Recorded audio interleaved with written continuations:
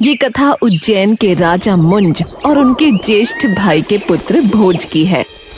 जब भोज के पिता सिंधुराज स्वर्ग से धारे, तब भोज की आयु केवल 5 वर्ष की थी और राजा के इस अकाल मृत्यु के कारण राज्य में चारों ओर अशांति और व्याकुलता का वातावरण था।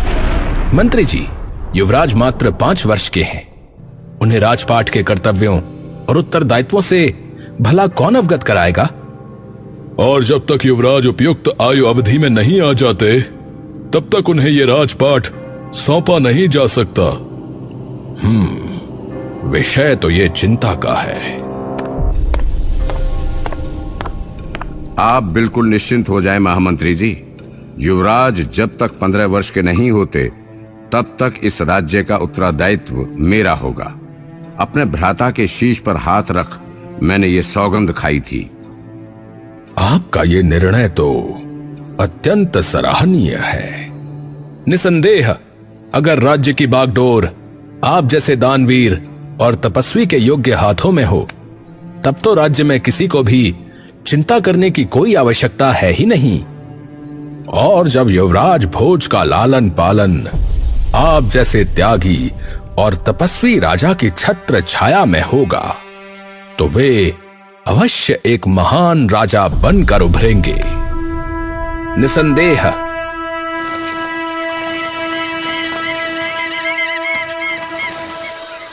कुछ ही दिनों में राज्य का संपूर्ण उत्तरदायित्व मुंजनाथ को सौंप दिया जाता है। बोलो परम त्यागी पराक्रमी महाराजाधिराज मंजूनाथ की जय जय जय।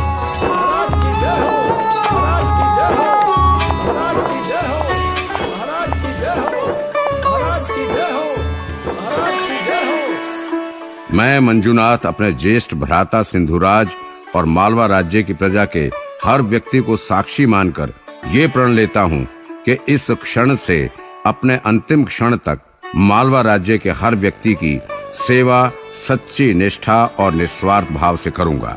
राज्य की प्रगति और प्रजा का कल्याण ही मेरा प्रथम कर्तव्य होगा।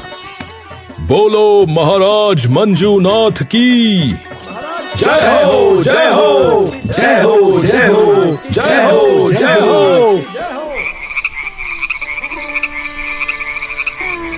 कई वर्ष यूं ही बीत जाते हैं और अनुमानतः 1 दशक तक मुंजनाथ अपने राजा होने का दायित्व संपूर्ण निष्ठा और लगन के साथ निभाते हैं।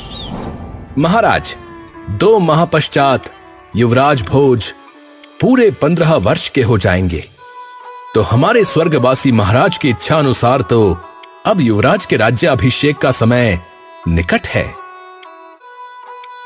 सत्य वचन, परंतु महाराज, इससे पूर्व हमें यह सुनिश्चित करना होगा कि युवराज संपूर्ण रूप से इस राज्य के हर उत्तरदायित्व के पालन करने योग्य हैं। हाँ, देखिए, अगर प्रश्न उनकी कौशलता और ज्ञान पर है, तो आप सभी एकदम निश्चिंत हो जाएं। युवराज की तलवारबाजी धनुर्विद्या में पूरी तरह से निपुण है, और अगर जहां तक उनकी बुद्धिमत्ता का प्रश्न है, तो इस संपूर्ण राज्य में उनके समान बुद्धिमान कोई नहीं है। आप जो कह रहे हैं वो पूर्णतः सत्य है महाराज, परंतु राज्य को कर्तव्य भार के लिए कहीं अधिक विवेक और बुद्धिमत्ता की आवश्यकता होगी। महाराज, मेरे पास एक उपाय है।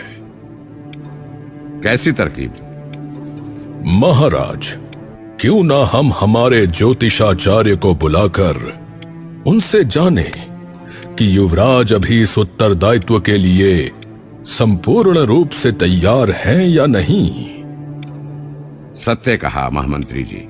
आज ही ज्योतिष आचार्य जी को राज दरबार में बुलवाइए। जैसी आपकी आज्ञा महाराज।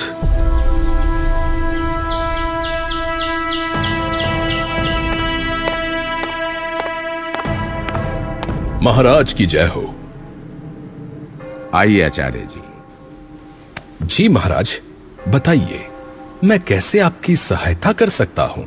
आचार्य, हमने आपको खास इसलिए राज दरबार में बुलाया है क्योंकि अब राज्य के नए महाराज का इस राज गद्दी पे विराजमान होने का समय आ चुका है। परंतु किसका महाराज? हमारे बड़े भाई के पुत्र युवराज भोज का। तो उसी के संदर्भ हमने आपको बुलाया है। हम सबकी कुछ आशंकाएं हैं जिससे शायद आप ही हमें मुक्त कर सकते हैं। कैसी आशंका महाराज? कि क्या युवराज अभी समस्त राज्य का इतना विशाल उत्तरदायित्व निभाने के योग्य है? महाराज, क्या मैं युवराज की जन्म पत्रिका देख सकता हूं? जी आचार्य। मंत्री जी। जी महाराज। मंत्री तुरंत युवराज भोज की जन्म पत्रिका मंगवाकर ज्योतिषाचार्य को सौंप देते हैं। आचार्य, जन्म पत्रिका पढ़ एकाएक आपके चेहरे पर यह मुस्कान कैसे खिलाई? महाराज, राज्य का असली स्वर्ण काल तो युवराज के शासन काल में ही आरंभ होगा। वो कोई साधारण राजा नहीं, बल्कि ऐसे श्रेष्ठ राजा बनेंगे कि उनकी महानता के गुणगान हर राज्य के कोने कोने तक फैल जाएगा। महाराज युवराज के भाग्य में ऐसी महानता लिखी है कि उसका वर्णन करना स्वयं ब्रह्मदेव तक के लिए असंभव होगा। वो 55 वर्ष 7 महीने और 3 दिन तक इस राज्य पर संपूर्ण वैभव के साथ शासन करेंगे। उनकी महानता की गाथाएं इतनी अद्भुत होंगी कि वीर से वीर राजाओं की गाथाएं भी उनके समक्ष फीकी पड़ जाएंगी। जब तक उनका राज होगा तब तक राज्य में सुख समृद्धि और सम्मान संपूर्ण तरीके से बना रहेगा। राज दरबार में मौजूद सभी लोग ये सुनते ही प्रसन्न हो उठते हैं, परंतु दूसरी ओर यही भविष्यवाणी महाराज के मन में ईर्ष्या के बीज बो देती है।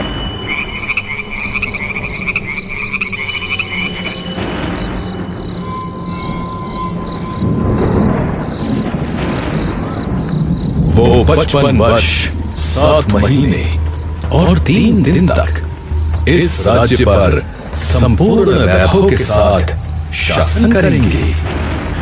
उनकी महानता की गाथाएं इतनी अद्भुत होंगी कि वीर से वीर राजाओं की गाथाएं भी उनके समक्ष फीकी पड़ जाएंगी।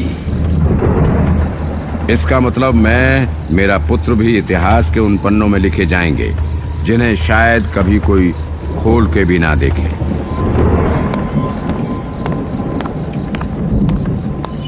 महाराज की जय हो। महाराज, आप इस मौसम में यहां? अगर मैं आपसे कुछ मांगूं तो क्या आप वो लाकर मुझे देंगे? निसंदेह महाराज, मैं वचन देता हूं कि आप जो मांगेंगे वो मैं स्वयं आपके चरणों में ला रखूंगा। निसंकोच होकर बताइए महाराज, आपको क्या चाहिए? युवराज भोज का रक्त। ये आप क्या मांग रहे हैं महाराज? हाँ, उन्हें शिकार के बहाने भुवनेश्वरी वन में ले जाना और जब सही अवसर मिले तभी उन्हें। सेनापति वत्सराज अपने शीश को झुका लेते हैं।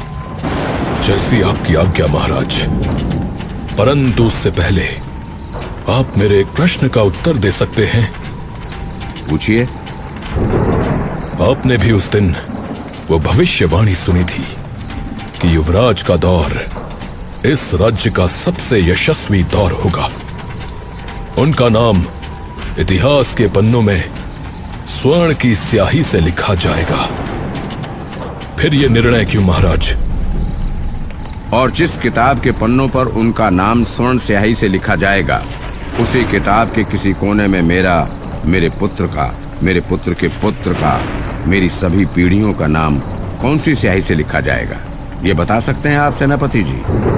महाराज मंजुनाथ के अश्रु बारिश की बूंदों में धुलकर उनके चेहरे से उतरने लगते हैं, परंतु उनके हृदय की विडंबना अब ऐसा विकराल रूप ले चुकी है कि वो अपने निर्णय पर पूरी तरह से अडिग हो जाते हैं।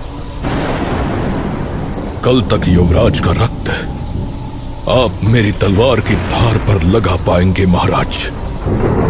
जब ये हो जाए तो वो तलवार सबसे पहले हमें दिखाना। जैसी आपकी आज्ञा महाराज।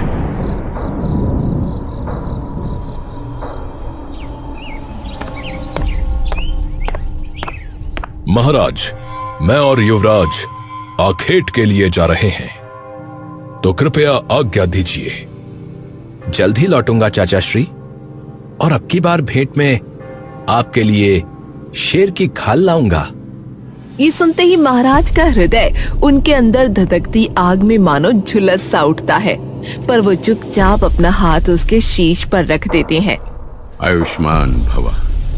सेनापति युवराज भोज को ले भुवनेश्वरी वन की ओर प्रस्थान करने लगते हैं।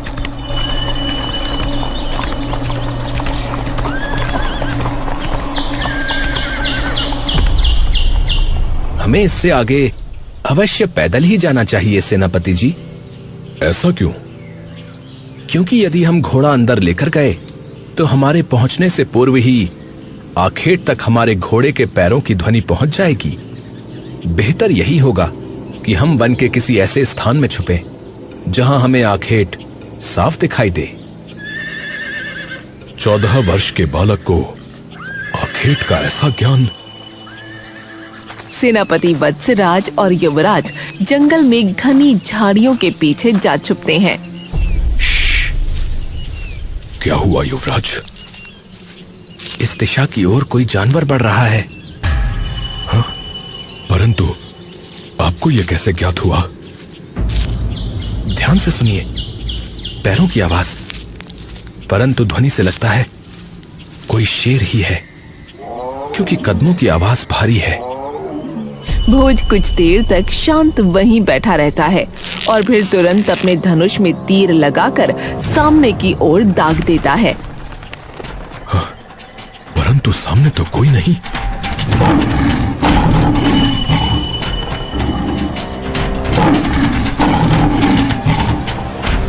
परंतु आपको कैसे पता कि वो शिकार आपके तीर के सामने आने वाला है?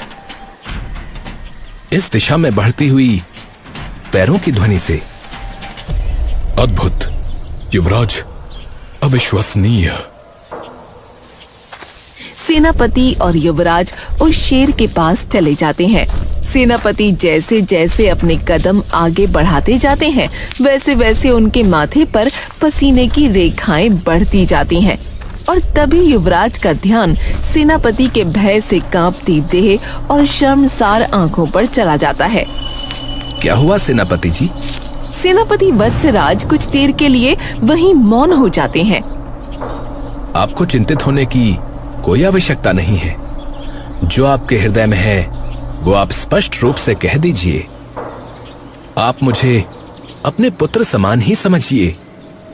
ये सुनते ही सेनापति वत्सराज अपने आंसू रोक नहीं पाते और उसी समय वो युवराज भोज को सारी बात बता देते हैं। पर ये सुनते ही युवराज के चेहरे पर एक बड़ी सी मुस्कान आ जाती है। ये क्या युवराज, आप ऐसी दुर्भाग्यपूर्ण सूचना सुनकर भी मुस्कुरा रहे हैं? बस इतनी सी बात थी। युवराज अपने घुटनों के बल वहां बैठ जाते हैं। लीजिए, अब आप बिना डरे महाराज के दिए आदेश का पालन कर सकते हैं। आपके प्राण लेने का साहस मेरी भुजाओं में नहीं है युवराज, नहीं है। राज्य आदेश है सेनापति जी, पालन तो करना ही होगा। हाँ, रुकिए युवराज, मैं आपके प्राण नहीं ले सकता, परंतु महाराज को मैं ये तो बता सकता हूं कि मैंने उनका दिया आदेश निभा दिया है। परंतु ये कैसे संभव है? जब वे मेरा रक्त आपसे मांगेंगे तब आप उनके समक्ष क्या प्रस्तुत करेंगे? सेनापति वत्सराज तभी शेर की ग्रीवा से बहता वो रक्त अपनी तलवार पर लगा लेते हैं। जंगल की पहाड़ियों को पार करने के बाद मेरी एक बहन रहती है युवराज, तो आप उनके पास चले जाइए। वहां आपको राजमहल की तरह शाही जीवन तो नहीं प्राप्त होगा, परंतु आपको वहां किसी साधु के समान अपना जीवन व्यतीत करना होगा। आप मेरे राजवंश से मेरे स्वभाव का अनुमान मत लगाइए सेनापति जी। वैभव और राज्य की सेवा में से मेरा हृदय हमेशा ही सेवा भाव की ओर झुका है। परंतु इससे पहले कि आप चाचा श्री के समक्ष ये रक्त ले जाएं, आप मेरा लिखा एक श्लोक उन तक पहुंचा देना। हाँ, जैसी आपकी आज्ञा युवराज।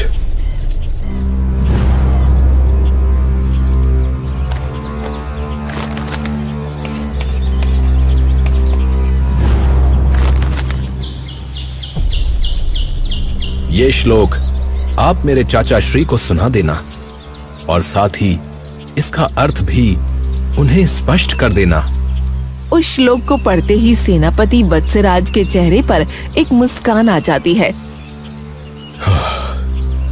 जैसी आपकी आज्ञा युवराज।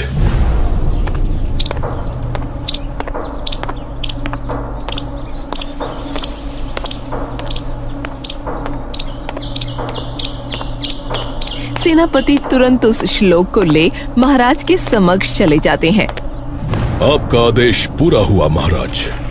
ये सुनते ही महाराज कुछ क्षण के लिए अपनी आंखें मूंद लेते हैं। आप ये नहीं जानना चाहेंगे कि अपने आखिरी क्षणों में युवराज ने क्या कहा? क्या? युवराज ने आपके लिए अपने अंतिम क्षणों में अपना लिखा एक श्लोक आपके लिए भेजा है। आपकी आज्ञा हो तो सुनाओ महाराज। जी।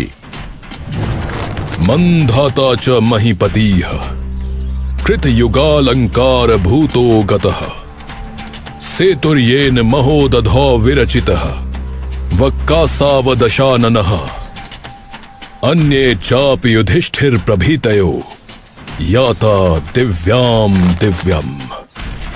ये सुनते ही महाराज की आंखों में आंसू भर जाते हैं।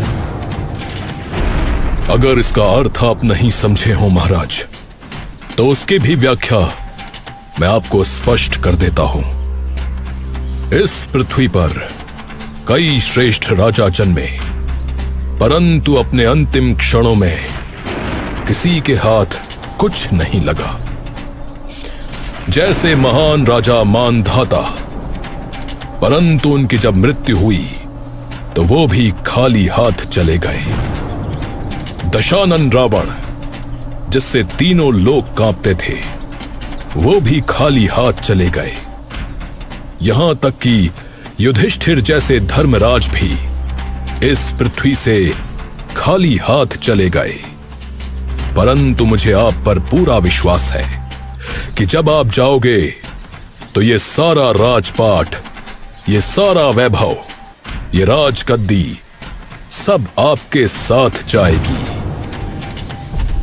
ये सुनते ही महाराज एकदम खंडित खंडित हो जाते हैं और उस तलवार पर लगा रक्त अपने माथे पर लगा लेते हैं। इतिहास में मुझ जैसे लोभी को सिर्फ हत्यारा लिखा जाना चाहिए। सेनापति जी, आप कृपा करके ये बता सकते हैं कि आपने कहां मेरे गंगा से पावन भतीजे को मारा है, ताकि मैं उसी स्थान पर अपनी देह त्याग सकूं। मेरा ये घृणा युक्त पाप अब बस मेरे रक्त से ही शायद धुल सकता है। मुझे पता था आप यही कहेंगे महाराज, इसलिए आपको यह जानकर प्रसन्नता होगी कि युवराज अभी भी जीवित हैं। क्या? सेनापति उन्हें सारी बात बता देते हैं। लेके चलिए, अभी के अभी मुझे लेके चलिए उनके पास।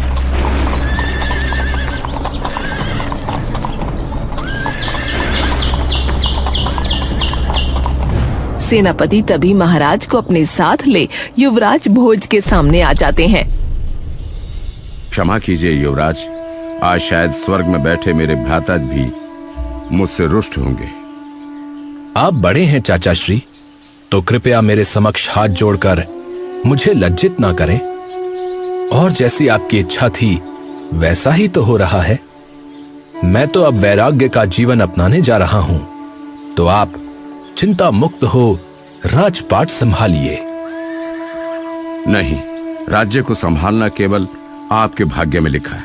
जो पाप मैंने किया उसके पश्चाताप के लिए वैराग्य के मार्ग पर मुझे चलना होगा। और इस क्षण ने इतिहास के सबसे महानतम पुरुषों को जन्म दिया। एक वो राजा जिन्हें आज राजा भोज के नाम से पूरे विश्व में जाना जाता है, और एक राजा मंजुनाथ जिन्होंने अपना राजपाट त्याग वैराग्य जीवन स्वीकार किया।